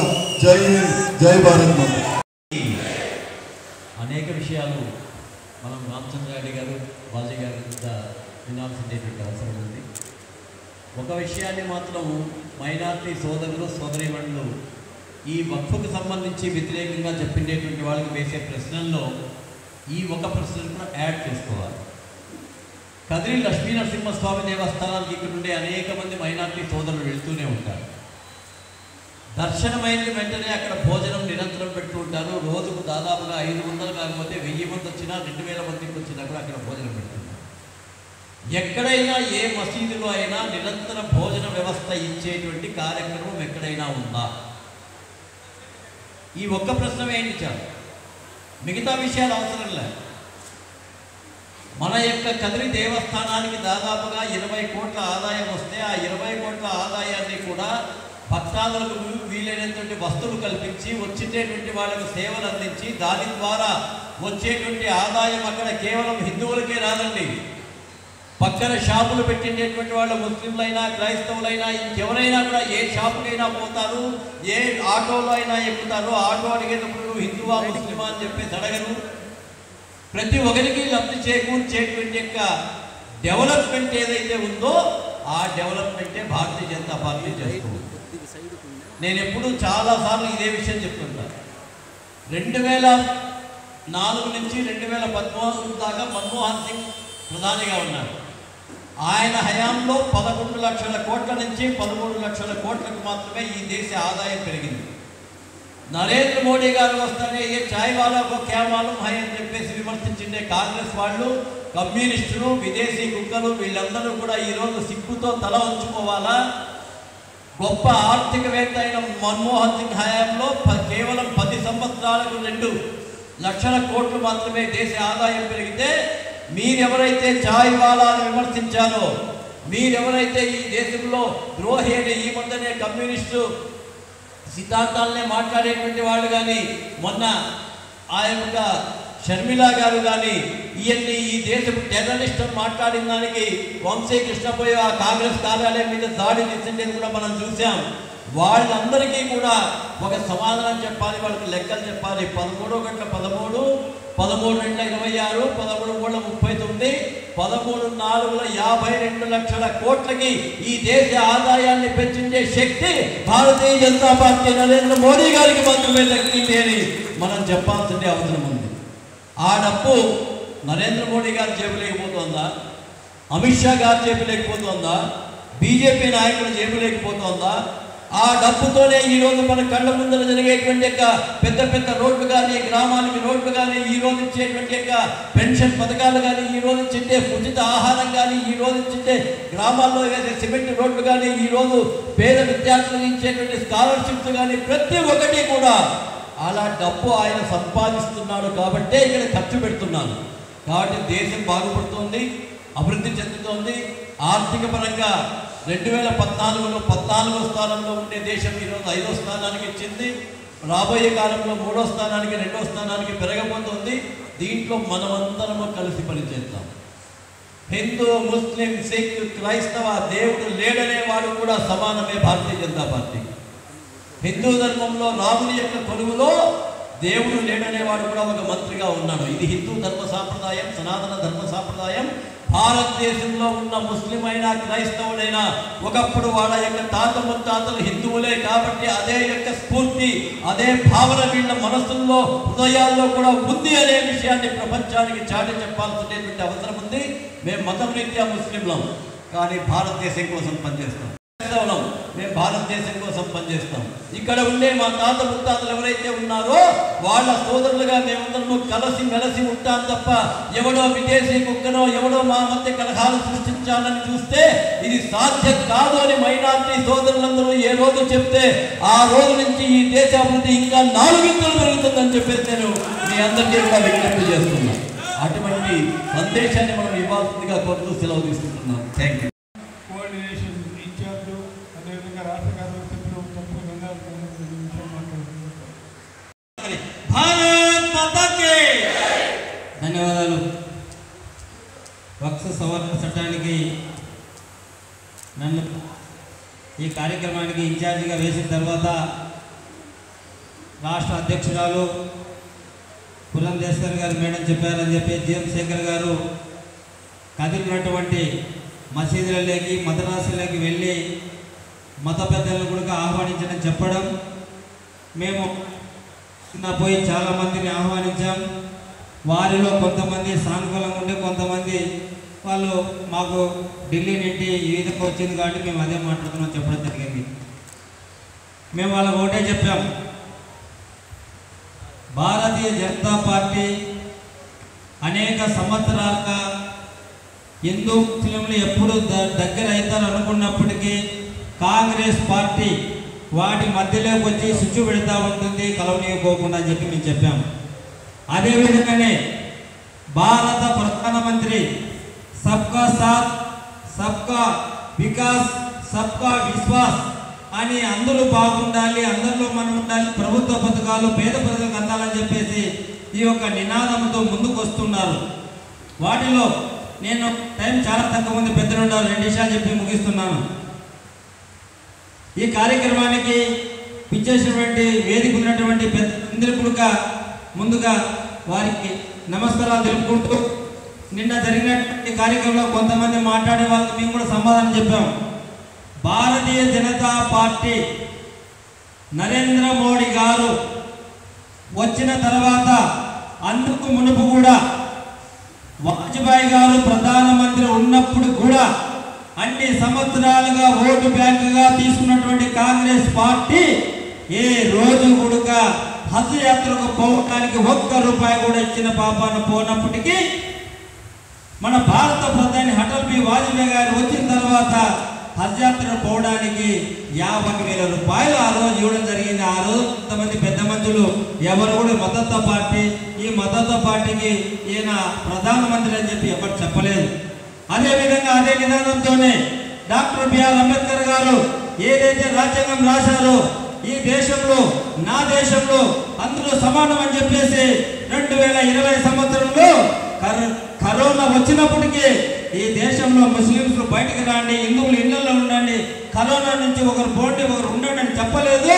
అందరూ కూడా ఇళ్లలో ఉండండి, ఒక్క ప్రాణం కూడా ఈ దేశంలో పోవడానికి ఏం లేదు. ప్రతి ఒక్కరిని భారతదేశంలో ఉన్నటువంటి ప్రజలందరినీ హిందూ ముస్లిం సిక్కులు అన్ని కులాల వారిని అన్ని మతాల వారిని కాపాడుకుంటారని నేను చెప్పేసి చెప్పినటువంటి గొప్ప ప్రధానమంత్రి నరేంద్ర మోడీ గారు. ఏదైనా తీసుకురండి, ఆయన ఏ చట్టం తెచ్చినా ఇప్పుడే మేము అడుగుతా ఉన్నాం. ఇక్కడే దగ్గరలోనే మా యొక్క ముస్లిం మైనార్టీ మహిళలు ఉన్నారు. అమ్మ మీకు ఒక చట్టం తెచ్చినప్పుడు చాలా మంది రోడ్ల మీదకి వచ్చారు, లేదు లేదు ఇది కరెక్ట్ కాదని. ఏమమ్మా ఎక్కడో ఉండి మీ ముస్లింస్లో చాలా మంది తలాక్ అంటే మీకు ఇష్టమేనా? మరి అలాంటి ఒక చట్టంలో నా యొక్క ముస్లిం మహిళలు చాలా ఇబ్బంది పడుతున్నారు. ఈ యొక్క చట్టం ఏదో పైన ఎవరో చెప్పినప్పుడు ఇక్కడ లోకల్ ఉన్నటువంటి పేద ప్రజలు సౌదీలో ఉండి తలాక్ అంటే ఆ ఆడబిడ్డ పరిస్థితి ఏమైతుందని చెప్పేసి ఆ రోజు చట్టం తేవడం జరిగింది. కానీ ఎవరైతే పెద్దలు పైన చెప్తున్నారో ఇది మా లా చట్టం, దీనికి ఎవరు వ్యతిరేకం చేయకూడదు, దీంట్లోకి రాకూడదని చెప్తున్నారు, వాళ్ళ బిడ్డలకు జరిగితే కానీ వాళ్ళకి ఆ బాధ తెలియదు. మనకు జరుగుతుంది కాబట్టి వాళ్ళు పట్టించుకోరు. కాబట్టి ఏ చట్టం తెచ్చినా ఆ రోజు మనం చూసాం. ఈ మధ్య ఢిల్లీలో అనేక మంది ముస్లిం మహిళలు రోడ్డు మీదకి వచ్చి భారతీయ జనతా పార్టీ భారత ప్రధాని నరేంద్ర మోడీ గారు చేస్తున్నటువంటి అభివృద్ధిని చూసాము, మహిళలకు చేస్తున్నటువంటి అభివృద్ధి చూసాము. కాబట్టి వారికే మేము ఓట్లేస్తామని చెప్పేసి ఈరోజు చాలా మంది రోడ్ల మీద కూడా వచ్చి చెప్పడం జరిగింది ఢిల్లీలో. ఆ రోజు ఈరోజు మీరు చూడండి, ₹1 ఆ రోజు ₹2 బియ్యం ఇచ్చి ఎన్టీ రామారావు గారు దేవుడయ్యారు. అదేవిధంగా ₹1 బియ్యం ఇచ్చి రాజశేఖర రెడ్డి గారు ఇంకా గొప్ప చెప్పుకున్నారు. 10 పైసలు కూడా తీసుకోకుండా భారత ప్రధానమంత్రి ప్రతి ఒక్క ఇంటి కూడా ఉచిత బియ్యం ఇచ్చారు. ముస్లింకి ఎత్తండి. ఒక పార్టీ చాలా కష్టపడింది. 1971లో యుద్ధం జరిగినప్పుడు ఆ దేశం మొత్తం సరెండర్ అయిపోయినటువంటి పరిస్థితి.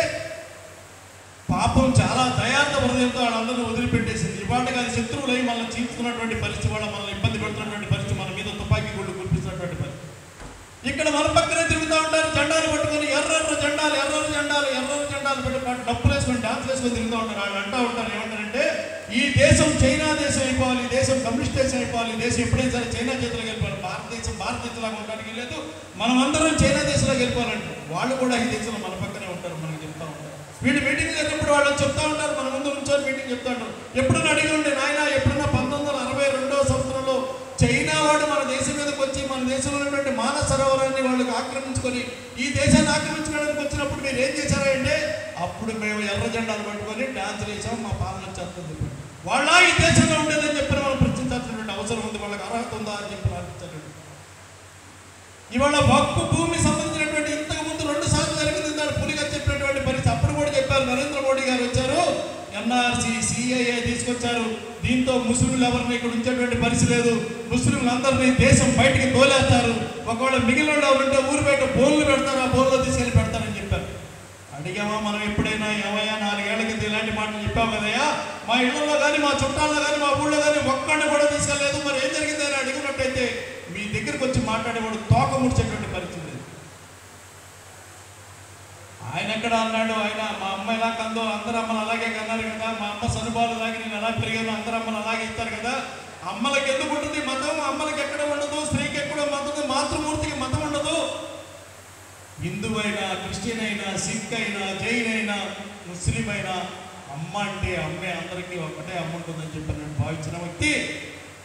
హిందూ ధర్మంలో ఎలాగైతే తేలిగ్గా విడాకులు ఇచ్చడానికి అవకాశం లేదో అలా ముస్లింలు కూడా ఇవ్వడానికి వీల్లేదు. వెళ్ళి గాజీ దగ్గర కూర్చొని నీకు ఇష్టం ఉన్నా లేకపోయినా నేను ఇచ్చేసాను, నాకు కావాల్సినప్పుడు నేను ఇంకోటి చేసుకుంటాను, ఆడపిల్లలు పుట్టిన బతికి లేకపోతే వాళ్ళకి ఇచ్చేస్తాను, మళ్ళీ ఇంకొకళ్ళు చేసుకుంటాను, ఇట్లా 7 చేసుకోవచ్చు, నేను 3 చేసుకోవచ్చు అని చెప్పని సమాజంలో అరే అంటే ముస్లింలు రా ఎన్ని పిల్లలు ఏం చేసుకోవచ్చు అనే మాటకి మళ్ళీ జవాబు లేకుండా, మళ్ళీ ఆలోచన లేకుండా పెళ్ళంటూ చేసుకుంటే ఒక స్త్రీతోనే, పిల్లల కంటే ఒక అమ్మతోనే, ఆ పిల్లలతోనే కలిసి ఉండకపోతే నువ్వు ఉండాల్సింది జైల్లో అని చెప్పేటువంటి నరేంద్ర మోడీ గారికి ఉత్తరాది భారతదేశంలో మహిళలందరూ కూడా జేజేలు వాళ్ళని బట్టి రెండోసారి యూపీలో ముఖ్యమంత్రి ప్రధాని అయినటువంటి పరిస్థితి భారతీయ జనతా పార్టీ.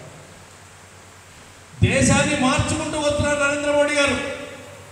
ఆ మార్పు ఆంధ్రప్రదేశ్లోకి వచ్చినప్పుడు ఇవాళ వైసీపీ నాయకులు మన పక్క వచ్చి నుంచొని మోడీ గారు తప్పు చేశారు, మోడీ గారు తప్పు చేశారు. ఏం చేశారు? ఇగో ఒక కోటి బిల్లు తీసుకొచ్చారు, బ్రహ్మాండం బాగుంది. మీరందరూ ఇక్కడికి వచ్చారు కదా, మరి మీరు ప్రభుత్వంలో ఉన్నప్పుడు 22 మంది పార్లమెంట్ సభ్యులు వెళ్ళి ఎన్ఆర్సీకి బిల్లుకి మద్దతు వేశారు.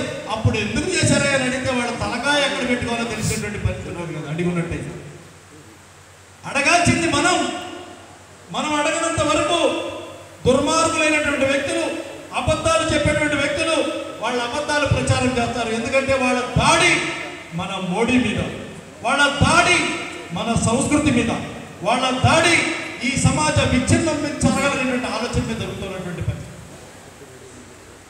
పాంప్లెట్లు తీసుకున్నాం మనం, పాంప్లెట్లు ఉన్నటువంటి అంశాలు చదవాలి. ఏం జరిగిందో తెలియాలి. వాళ్ళ పెద్దలు కామరాజేంద్ర రెడ్డి గారు చెప్పారు ఎక్కడ భూములు ఎన్ని వందల కోట్లు మాయం చేశారు, ఏ రాష్ట్రంలో ఎంత జరిగింది, ఈ భూములు ఏంటనేది. ఇంతమంది పెద్దలు చెప్పిన తర్వాత వక్ఫ్ గురించి చెప్పాల్సి ఉంటే వక్ఫ్ వేరు, వక్ఫ్ బోర్డు వేరు. వక్ఫ్ బోర్డు అనేది దేవుడికి చేస్తున్నాం, ఊరేగింపు చేస్తున్నాం, రథోత్సవాలు ఏం చేస్తున్నాం, పక్షోత్సవాలు అనేది లెక్క చేస్తారు. మీరు చెప్పండి వక్ఫ్ దగ్గర కూడా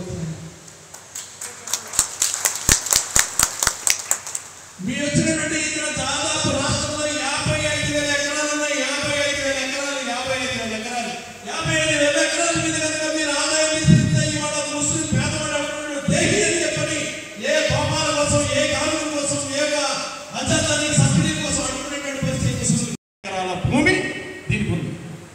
పోనీలే నరేంద్ర మోడీ గారు మనకి ఎందుకు గట్టగా బతుకుతున్నారుగా, అడుక్కుంటే వాళ్ళే అడుక్కుంటారు కదా, వదిలేద్దాం.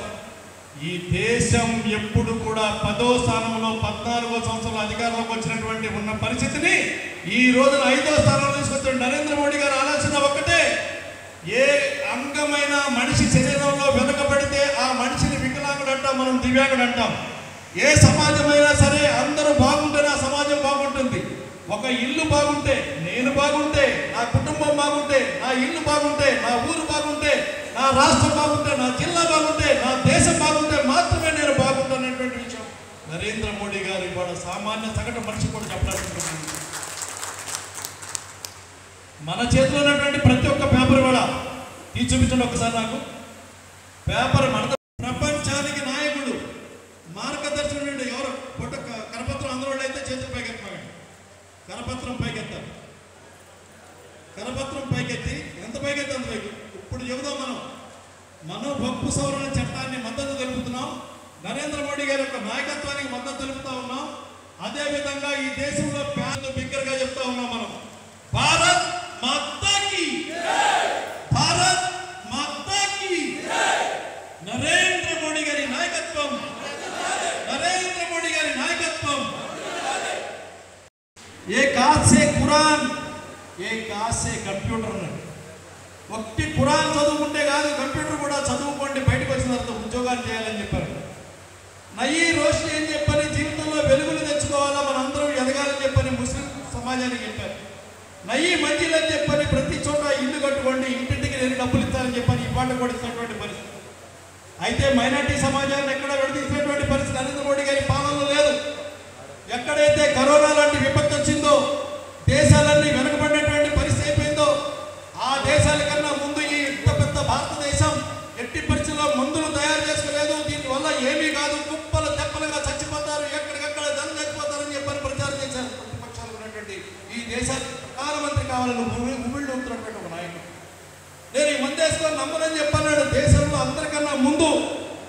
ఆయనే ముందు టిక్కా వేసుకున్నాడు. ఆయన ఎవరో మీకు తెలుసు, రాహుల్ గాంధీ అని చెప్పి మన మధ్యలో తిరుగుతూ ఉంటాడు. అదేవిధంగా కరోనాకి ఒక్క పైసా కూడా తీసుకోకుండా ఉచితంగా మందులు ఇచ్చాను. అక్కడెక్కడ కూడా ముస్లింకి ఇచ్చానా, హిందువుకి ఇచ్చానా, క్రైస్తవుడికి ఇచ్చానా ఆలోచించినటువంటి ప్రధానమంత్రి నరేంద్ర మోడీ గారు.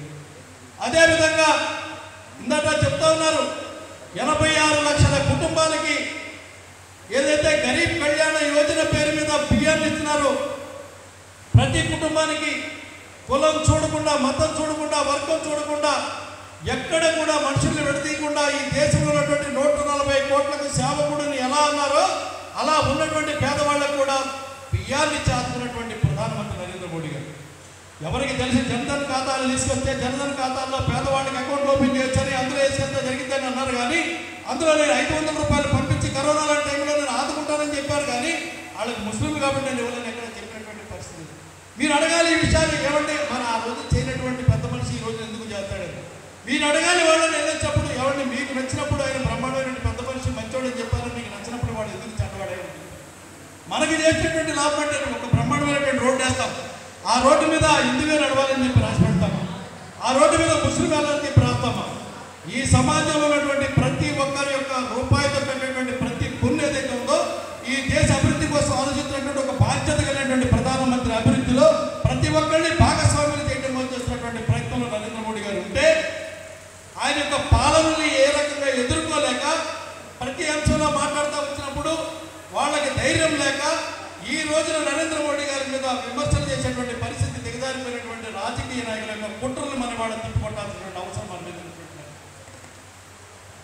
దేశం ముఖ్యం, దేశమే ముఖ్యం, దేశం కోసమే బతుకుతాం, దేశం కోసమే చచ్చిపోతామన్నటువంటి భారతీయ జనతా పార్టీ ఆలోచన సరళి ఏదైతే ఉందో అదే నైజంతో దేశాన్ని పరిపాలిస్తున్న నరేంద్ర మోడీ గారి యొక్క ఆలోచన కూడా నేను చెప్తా ఉన్నాను. ఈ దేశం కోసం ఏదైనా చివరి వరకు పాటుపడి చివరి క్షణానికి కూడా భారత మాతకు జయంటూ చనిపోగలిగేటువంటి నాయకత్వం నరేంద్ర మోడీ గారి దగ్గర మాత్రమే ఉందనేటువంటి వార్త. ఎంతమంది చేసిన ఆయన ఎదుర్కొనేటువంటి స్థితిగతులు ఏమీ లేవు. ఎందుకంటే 1970లో కూడా ఈ భారతదేశాన్ని తప్పకొట్టాలని ఆనాడు కూడా ఇంగ్లాండ్, అమెరికా, చైనా పాప అందరూ కష్టపడించారు. కానీ భారత వీరుల యొక్క వీర పరాక్రమం ఏదైతే ఉందో ఆనాడు పాకిస్తాన్ని పరిగెత్తించి దాదాపు 5000 కిలోమీటర్లు పాకిస్తాన్లోకి వెళ్ళినటువంటి పరిస్థితి భారతదేశం. వాళ్ళకి తెలిసి మేము ఓడిపోతామని, వాళ్ళకి తెలిసి ఎట్టి పరిస్థితుల్లో భారతదేశాన్ని ఎదుర్కోలేమని, అందుకనే పరోక్ష యుద్ధం మొదలెట్టారు. అది మత యుద్ధం. ఎక్కడైతే ముస్లింలు ఉంటారో అక్కడికి వెళ్ళి చెప్పేటువంటి మాట ఏంటంటే మనమందరం ఒకటి, మనమందరం ఒకటి, మనమందరం ఒకటి. మనమందరం ఒకటి అన్నప్పుడు చెప్పాల్సినటువంటి మాట ఏంటంటే మేమందరం ఒకటి, భారతీయులమైన మేమందరం ఒకటి రా, మీరు వేరు మేము వేరు అని చెప్పాల్సినటువంటి పరిస్థితి మనం రావాల్సినటువంటి అవసరం ఎంతైనా ఉంది. లేకపోతే వాడు మాట్లాడే మాట మంది కాదు, వాడు చెప్పేటువంటి మతం మంది కాదు, వాడు ఆలోచించే విధానం మనం కాదు. ఏ కురాల్లో మనుషులు చంపమని చెప్పినటువంటి లెక్క ఎక్కడ లేదు, ఏ కురాల్లో ఎదురు వాళ్ళు బాధ పెట్టమని చెప్పినటువంటి లెక్క లేదు. పవిత్ర రంజాన్ రోజున ఉపవాసం ఉంటే దారిలో వెళ్ళేటప్పుడు ముళ్ళుంటే ఆ ముళ్ళు పక్కవాడి ముళ్ళు ఉంచుకోకూడదని చెప్పని ముళ్ళు తీసి పక్కన పెట్టేటువంటి ధర్మాన్ని నేర్పేటువంటి కురాల్లో పుట్టినటువంటి బుట్ట కొక్కులు కుక్క మూతి పిందులు పాకిస్తానీ వాళ్ళు, అలాంటి వాళ్ళ మాటల్లో మనం పడకూడదని చెప్పి తెలియజేస్తా ఉన్నాం. ఈ దేశం మనకి, మన తాతలు ఈ సమాజంలో కలిసిమెలిసి బతికారు, తాతలు కలిసిమెలిసి బతికారు, మన నాన్నలు కలిసిమెలిసి బతికారు. మనము కూడా కలిసిమెలిసే బతుకుతామని చెప్పాల్సినటువంటి పరిస్థితి ఈ రోజున మనకు ఉంటుంది. కలిసిమెలిసి బతికితే భారత్ మాతాగా నిలదీస్తే, కలిసిమెలిసి బతికితే సారే జహాసి అచ్చా హిందూ సితా హమారా అని చెప్పినటువంటి మహమ్మద్ ఇక్బాల్ చెప్పినటువంటి మాటని మనం పుట్టికి పుచ్చుకోవాల్సినటువంటి అవసరం ఎంతైనా ఉంది.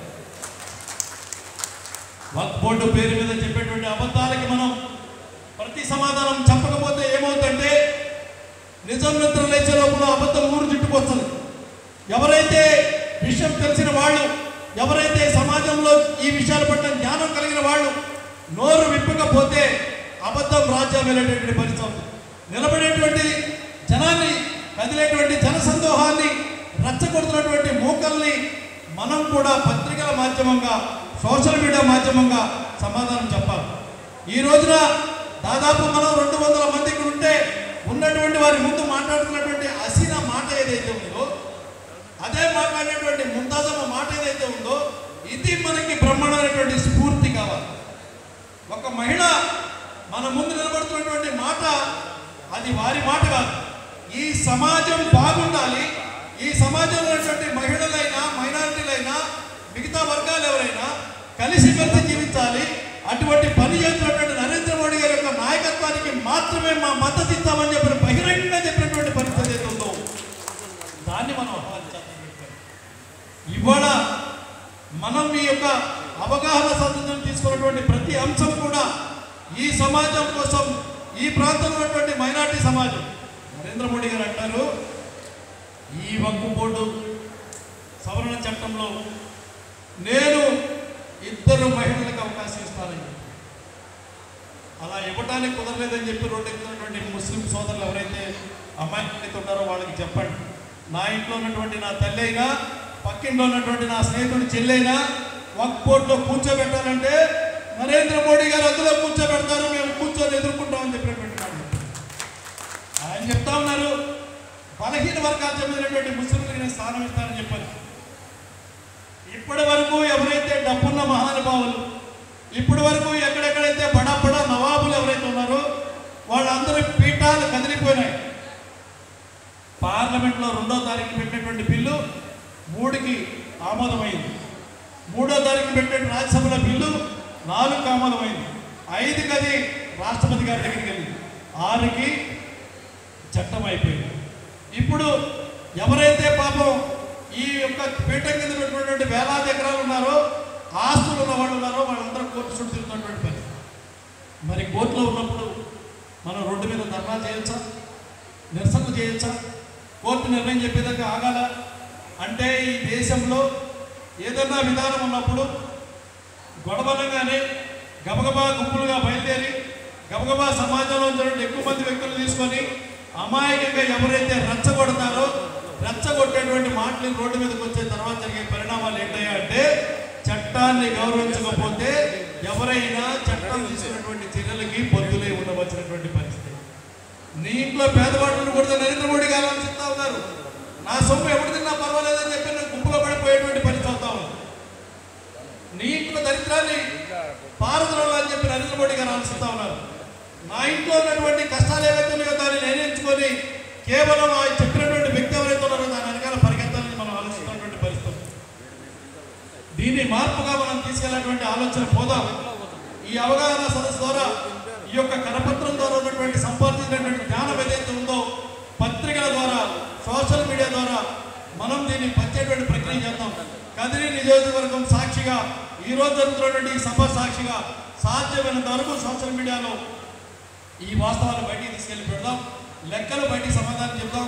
ఈ యొక్క దేశ నిర్మాణంలో నరేంద్ర మోడీ గారి యొక్క కార్యక్షేత్రంలో మనము కూడా సైనికుల్లా నడిపిస్తూ సమాజాన్ని సక్రమైన పద్ధతిలో పేదరికాన్ని ఆయన అన్నటువంటి సబ్కా సాత్, సబ్కా వికాస్, సబ్కా విశ్వాస్, సబ్కా ప్రశాసన అనేటువంటి మాట ఏదైతే ఉందో ఈ అభివృద్ధి వైపు అడుగులు వేస్తూ ముస్లిం సమాజాన్ని ముందుకు తీసుకెళ్దామని చెప్పని కోరుకుంటూ మీ అందరి దగ్గర నుంచి సెలవు తీసుకుంటూ జై హింద్. భారత్ మాతా కీ జై, భారత్ మాతా కీ జై, భారత్ మాతా కీ జై.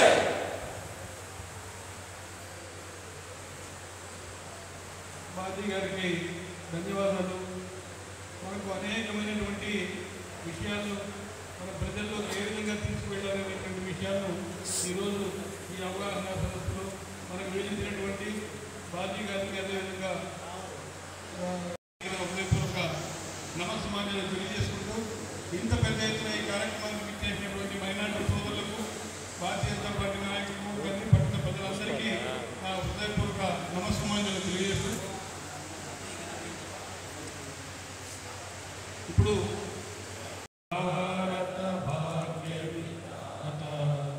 పంజాబ్ సింధు గుజరాత మరాఠ ద్రావిడ ఉత్తరవంగ వింధ్య హిమాచల तरंगा तब शुभ जागे चाहे, तब शुभ आशीष मांगे राहे, तब जय का जय है भारत भाग्य विधाता।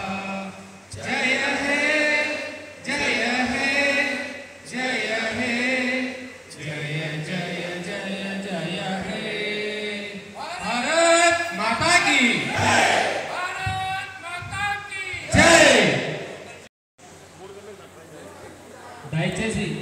ఎవరు అలానే వెళ్ళొద్దండి.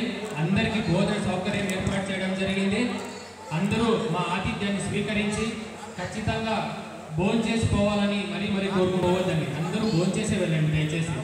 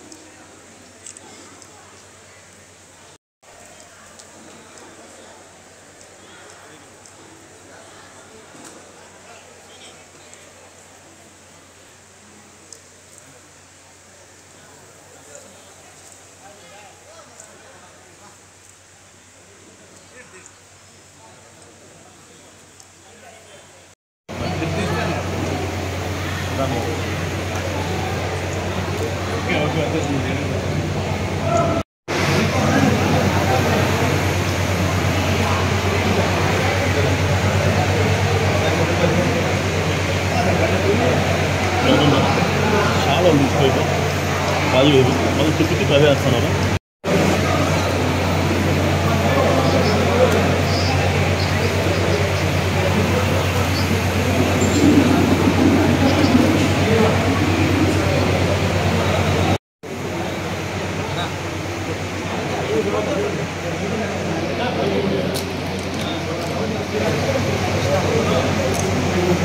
Thank you.